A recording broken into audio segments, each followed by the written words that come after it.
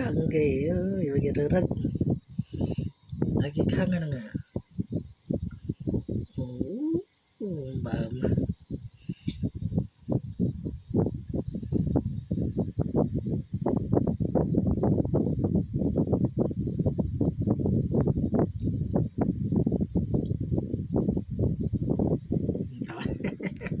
tên à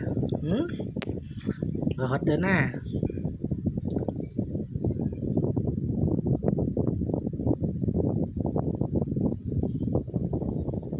tao người ta nào đúng rồi tên à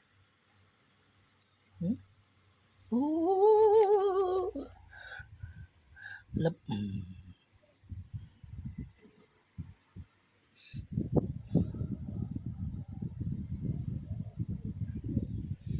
này cái tôi thông nhưng luôn đó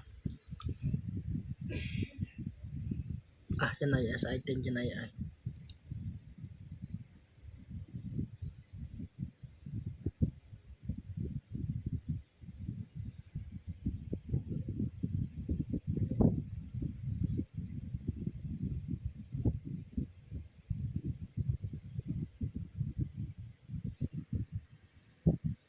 bắt đầu nha mới lắp gì đi không cái nhà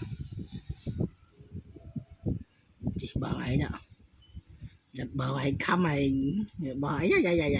về